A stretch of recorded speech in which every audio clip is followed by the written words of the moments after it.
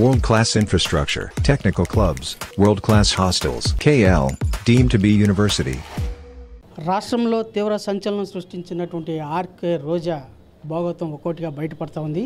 ప్రధానంగా మహిళా మంత్రిగా ఉన్నటువంటి రోజా తోటి మహిళను చీటింగ్ చేయడం ఎంతవరకు సబబని సర్వత్రా ఆరోపణలు వినిపిస్తున్న నేపథ్యంలో బాధితురాలు మనతో పాటు ఉన్నారు. దేనికి డబ్బులు తీసుకున్నారు, ఏ కారణం చేత ఈమె డబ్బులు ఇచ్చారు, ఏంటి అనే పూర్తి వివరాలు అడిగి తెలుసుకుందాం. ఇవాళ మీరు కార్పొరేటర్గా ఉన్నారు, ఏమని చెప్పి మీ దగ్గర మంత్రి రోజా గారు డబ్బులు తీసుకున్నారు, ఏంటి? చైర్మన్ కోసమని డబ్బులు డిమాండ్ చేసి తీసుకున్నారు.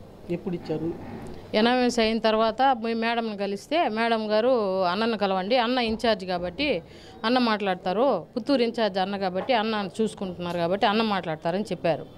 అన్నతో మాట్లాడేసరికి అన్న ఎనామస్ అయింది మీరే కాబట్టి మిమ్మల్ని ఎంచుకుంటున్నాము, అందరూ మీ పేరే చెప్తున్నారు కాబట్టి మీరు డబ్బులు ఇవ్వాల్సి వస్తుందంటే రిజర్వేషన్ ఉంది కదన్నా నేను అడిగినాను.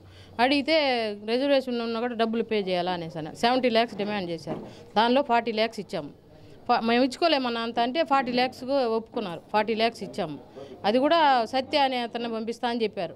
మేము ఈ పెద్ద నాయకులు ఉంటారు కదన్నా ఊర్లో, వాళ్ళు ఎవరన్నా పిలుచుకొని వచ్చి ఇస్తాము అంటే లేదు మేము చైర్మన్ ఇవ్వాలన్నా మేమే ఇవ్వాలి, వద్దనుకోవాలన్నా మేము కాబట్టి నేను మనిషిని పంపిస్తాను, నువ్వు ఇచ్చి పంపించు అని చెప్పారు.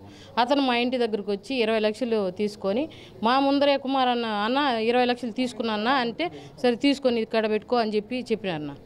చెప్పి ఎత్తుకొని పోయినాడు. ఆ వీడియో మీకు మీడియా సమక్షంలో ఇచ్చాను.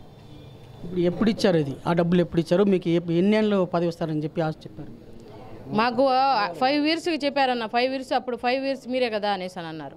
మళ్ళీ తర్వాత డబ్బులు తీసుకున్నాక ఎలక్షన్ అయిపోయిన తర్వాత ముందే నేను ఎనామస్ అయిపోయిన. ఎలక్షన్ అయిపోయిన తర్వాత నైటు చైర్మన్ పోస్ట్ తెల్లారితో ప్రమాణ స్వీకారం అనగా నైటు మేము తెల్లారితోనే వెళ్ళిపోయాము. అన్న దగ్గరికి వెళ్ళి అంటే మీకే కదా అన్నాడు. సాయంత్రం కూడా మీకే కదా అన్నారు. మేడంని కలవండి అని మేడం ఇంటికి నగిరి దగ్గరికి వెళ్ళాం. నగిరి దగ్గరికి వెళ్తే మేడం వేరే పనిగా పోయింది, లేటుగా వచ్చారు. అప్పుడు ఆ వేళ దాకా అక్కడే ఉంటే మేడం గారు వచ్చిన తర్వాత లోపల పోయి మాట్లాడితే చల్లగా 9 గంటలకి మీకు లేదు అని చెప్పారు. ఏం మేడం ఇది మరి ఏం చేసుకున్నాం కదా అనేసి అంటే లేదు నెక్స్ట్ టైం ఇస్తాం పో, రెండోసారి 2 సంవత్సరాల తర్వాత ఇస్తాం పో అని చెప్పారు. మాట ఇస్తున్నాను కదా చెప్తాను పో అన్నారు. సరే మేము గమ్మున వచ్చేసరికి కుమార్ అన్న బయట ఉన్నాడు. ఏమైనా ఇది మరి చేసినారంటే 2 సంవత్సరాల తర్వాత నీకే ఇస్తాం పో, వేరే పరిస్థితుల వల్ల ఇవ్వాల్సి వచ్చింది మేము అని చెప్పారు. సరే మేము ఇంకా దాంతో తిరిగి ఇంటికి వెళ్ళిపోయాము. ఇంటికి వెళ్ళిపోయిన తర్వాత 1 నెల తర్వాత మళ్ళీ ఆయనను కలిసి మమ్మల్ని పిలవడం కానీ మమ్మల్ని మేము ఉన్నామనే హామీ కానీ మాకేమీ ఇవ్వాల. మాకే డౌట్ మేము వెళ్ళాము. ఇంటికి వెళ్తే అన్న ఏదైనా మా పరిస్థితి ఈ విధంగా చేసినారో మమ్మల్ని ఊరంతా హైలైట్ చేసి ఈ విధంగా ఇప్పుడు ఏంది మీకు రాలేదని అందరూ అడుగుతున్నారన్నా, ఊర్లో ఏం విలువ ఉంటుందని అని అడిగితే 2 నెలల తర్వాత మీకే ఇస్తాం పో అనేసి కేర్లెస్గా మాట్లాడారు. ఏదైనా ఈ విధంగా చేస్తే ఫస్టే ఇది మరి అయింది కదా, సెకండ్ టైం అన్నా ఇస్తారా లేదన్నా అనేసి అంటే ఏమి టీవీలో వేసి చూపించేది నీకు ఆధారం లేదన్నా అనేసి అని అడిగినాడు. అంత దూరం ఎందుకు లేనా అనేసి ఇంకా ర్యాష్గా మాట్లాడే కొందికి మాకు బాధ అయ్యి మేము వెళ్ళిపోయినాము. మళ్ళీ ఇంక 2 నెలల తర్వాత వెయిట్ చేసి 2 నెలల తర్వాత వెళ్ళాను నేను. 2 నెలల తర్వాత వెళ్తే మళ్ళీ 2.5 సంవత్సరం కదా, అదేంది 2 ఏళ్ళు అనేసి అని అన్నాడు. అందరినీ మార్చేది 2.5 సంవత్సరం కదా, ఎంపీపీలని వాళ్ళని వీళ్ళని అందరినీ మార్చాలనుకున్నాం 2.5 సంవత్సరం దాకా రాను. ఇంక ఇన్నే ఉన్నాం కదా, 6 నెలలు ఏమైపోతుందని 6 నెలల తర్వాత వెళ్ళాం. మళ్ళీ 6 నెలల తర్వాత పోతే మళ్ళీ రేపురా ఎల్లుండ్రా అన్నారు. ఈ విషయం చెప్పాకే అన్నారు. సరే ఇంక ఇటు కాదని మేడంని కలిసాం. మేడం ఏంది మేడం పదవి 2.5 సంవత్సరం తర్వాత మారుస్తానన్నారు కదా అనేసి అంటే ఆమె అన్న దగ్గరికి పోండి అంటే అన్న వచ్చి మీ దగ్గరికి పోండి, మీ దగ్గరికి రమ్మన్నారు మేడం, మిమ్మల్ని చెప్పమన్నారంటే ఇప్పుడంతా అవదు, కాంట్రవర్సీ వస్తుంది, ఎలక్షన్ తర్వాత మారుస్తామని చెప్పారు. ఎలక్షన్ తర్వాత అయితే వద్దులే మేడం, ఇప్పటికే 3 సార్లు చెప్పున్నారు, మేము ఇంకా ఊర్లో చెప్పుకుంటే మాకేం విలువ ఉండదు కదా, సరే మీరు మాకు డబ్బులు పే చేసినాం మా అమౌంట్ అన్నా మాకు ఇప్పించేయండి అనేసి వడ్డీ కట్టలేక అవస్థ పడుతున్నాము అని చెప్తే అన్నను కలవండి అనేసి అన్నారు. అన్న దగ్గర ఇదే విషయం ప్రస్తావించిన, అన్న డబ్బులు అయితే ఇచ్చేయన్నా, ఇంకా మాకైతే వద్దునా, ఇంకా పదవి అయితే వద్దు, తర్వాత మీరు మళ్ళీ మాట తప్పితే మేమేం చేయలేం కదనా, మాకు ఇచ్చేయండి అనేసి అన్న. సరే 2 నెలల తర్వాత ఇస్తాను, ఇప్పుడు లేదు అనేసి అన్నారు. మళ్ళీ 2 నెలల తర్వాత ఆగిపోయినా. మళ్ళీ 1 నెల టైం, ఇంకొక నెల తర్వాత ఇస్తాను అన్నాడు. మళ్ళీ 1 నెల తర్వాత పోయినా. 1 నెల తర్వాత మళ్ళీ ఇంకొక నెల తర్వాత ఆడతాను అన్న, ఇటైతే వద్దులేనా అనేసి మేము ఎందుకు మేము మీడియం సమక్షంలో చెప్పుకుంటామని చెప్పేసి వచ్చినాం. కుమారస్వామి రోజా మేడం గారే అన్నగారు.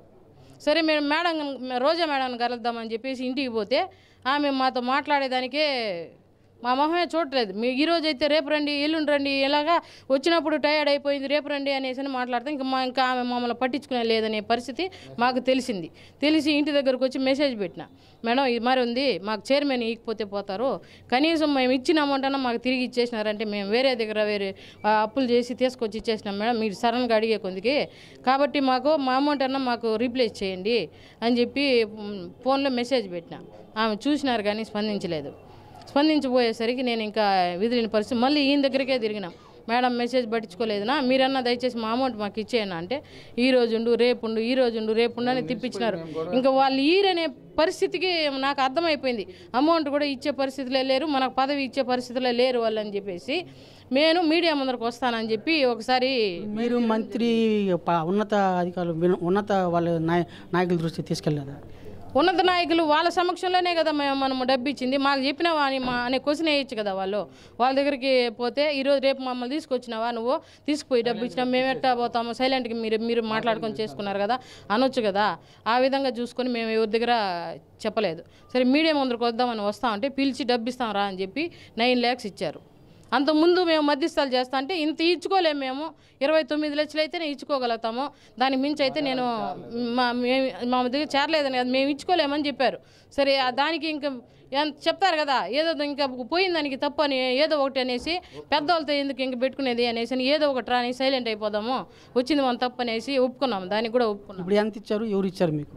మాకు వచ్చి 9 లక్షలు మా అన్నను పంపించాము. మా అన్నను పంపించి మేము కూడా పోలా, ఆ రోజు ఈ విధంగా చేస్తున్నారని చెప్పి మా అన్నను పంపిస్తే మా అన్న తిరిగి మీడియం కుమారస్వామి వాళ్ళ ఇంటికాడ పోయి 9 లక్షలు తీసుకొచ్చాడు ఫస్ట్ టైము. మళ్ళీ గమ్మున అయిపోయినారు వాళ్ళు. మళ్ళీ వెళ్ళమని చెప్పినాం, మళ్ళీ నేను మీడియా ముందుకు వస్తా అంటే పిలిచి 4 లక్షలు ఇచ్చినారంట. సరే ఆ విషయం కూడా నాకు తెలిసిన తర్వాత మళ్ళీ సైలెంట్ అయిపోయినారు. మళ్ళీ ఈ విధంగా అడుక్కుంటానే పోయేసరికి మళ్ళీ టైం 1 నెల అంటారు, 2 నెలలు ఇప్పుడు అంటారు, అప్పుడు అంటారు. నేను అక్టోబర్లో పెట్టాను మెసేజ్ మేడంకి, నేను ఫిబ్రవరి నుంచి తిరుగుతున్నాను, ఈ విషయంగా ఫిబ్రవరి నుంచి తిరుగుతున్నాను. నేను అప్పటికప్పుడే వచ్చి ఎవరో చెప్తే నేను వినేసి రావడం లేదు. నేను అప్పటి నుంచి పోరాడుతున్నాను వాళ్ళ దగ్గర, ప్రెస్ మీట్ పెట్టి కూడా ఆ విషయం చెప్పాను. ఇప్పుడు ఫర్దర్ ఏం చేయాలనుకుంటున్నారు? అంటే మీరు ఇప్పుడు జిల్లా ఇన్ఛార్జ్ మంత్రి దృష్టికి వెళ్తారా, లేకపోతే జగన్ దృష్టికి వెళ్తారా? జగనన్న దృష్టికే తీసుకెళ్లాలని కోరుకుంటున్నాను. ఈ విషయాన్ని జగనన్న దృష్టికి తీసుకెళ్ళి నాకు న్యాయం చేయాలని కోరుకుంటున్నాను. నాకు న్యాయం చేసి నా అమౌంట్ నాకు అతను ఒప్పుకున్నాడు. నేను ఇంతే తీసుకున్నాను, వ్యాపార నిమిత్తం తీసుకున్నానంటే ఇప్పుడు నేను ఫోన్లో మామూలుగా మీడియా తరపున చెప్పి నేను ఇచ్చింది వాస్తవం, నాకేం సంబంధం ఉంది, నీకు ఆయనతో మాట్లాడి నీకు చెప్తానుండు, నీకు ఇంకా ఇయ్యలేదనే సాక్ష్యాధారాలు కూడా నా దగ్గర ఉన్నాయి. తర్వాత ఫోన్ చేసి ఇంటి దగ్గరికి పోయినాక ప్రెస్ మీట్ తర్వాత ఇంటికి పోయినాక ఇంక మేము వాళ్ళ పేరు ఎందుకు తీసినావు, నువ్వు మీడియా ముందరకు వచ్చినావు కదా, వాళ్ళ పేరు ఎందుకు నేను కదా తీసుకున్నావనే ఒక్క మాట కూడా మాట్లాడాలి. అతను తీసుకున్నట్టు బిహేవ్ చేసి మసిపూసి మారేడుకాయ చేసేయాలని చూశారు. తనకు తోటి మహిళ తనకు అన్యాయం చేసిందని, తనకు న్యాయం జరిగేంత వరకు ఈ పోరాటం చేస్తూ ఉంటానని చెప్పి బాధితురాలు పేర్కొంటున్నారు. అయితే పార్టీలో ఉన్నటువంటి ఉన్నత నిర్దేశించే స్థాయి నాయకులు ఇన్వాల్వ్ అయితే కానీ కౌన్సిలర్కి న్యాయం జరిగేలా కనబడడం లేదు. వీడియో జర్నలిస్ట్ మణితో రవి, తిరుపతి. మరిన్ని వీడియోస్ కోసం ఛానల్ సబ్స్క్రైబ్ చేయండి, లేటెస్ట్ అప్డేట్స్ కోసం వాట్సాప్ ఛానల్ ఫాలో చేయండి అండ్ లింక్ డిస్క్రిప్షన్లో ఉంది.